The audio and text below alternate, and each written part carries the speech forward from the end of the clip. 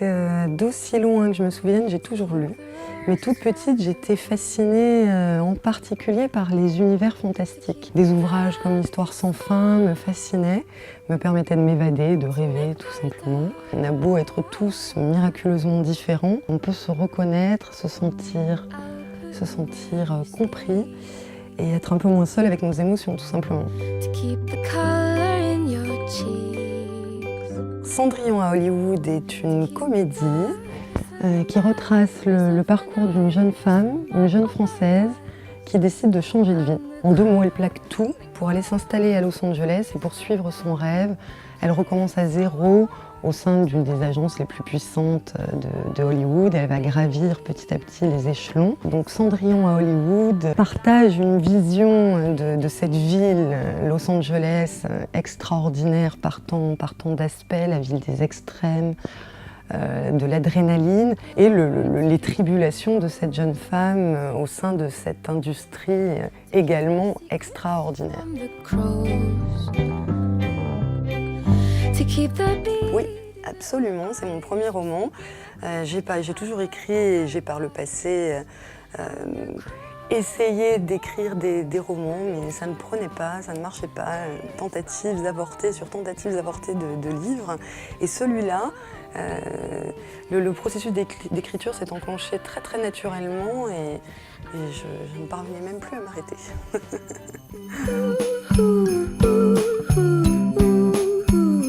Je le définirais comme une comédie. Il y a bien évidemment des éléments romantiques dans le roman, dans la mesure où on suit également ses joies et déboires sentimentaux. Mais c'est avant tout une comédie de mœurs, une comédie humaine. Je suis un peu comme une éponge, donc je suis en état d'observation, voire de consternation permanent. Tout peut être source d'inspiration. Ça peut être, je suis témoin d'une scène dans la rue, j'allume ma télévision, j'ouvre un magazine. Le point de départ sont des situations qui vont me frapper ou me toucher, provoquer une forme d'étonnement chez moi ou me toucher tout simplement.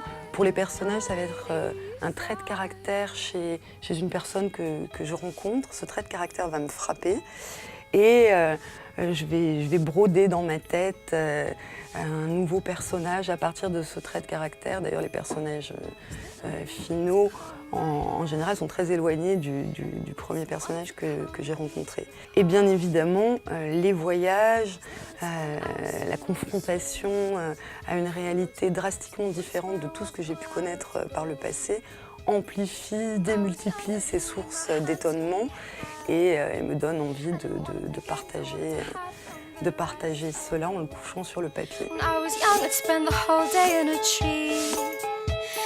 Une interactivité, une immédiateté, un échange plus direct avec les lecteurs.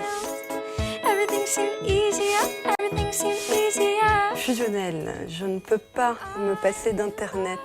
Je suis très vite stressée si je rentre chez moi et que je constate que mon internet ne fonctionne pas.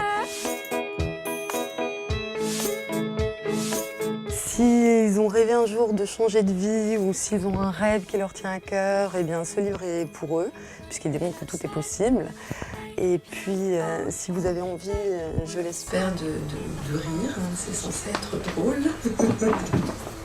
Si vous ne riez pas, ce n'est pas bon signe. Et voilà, et avoir un clin d'œil sur une ville comme Los Angeles qui est un univers extraordinaire, l'industrie du cinéma, une industrie extraordinaire.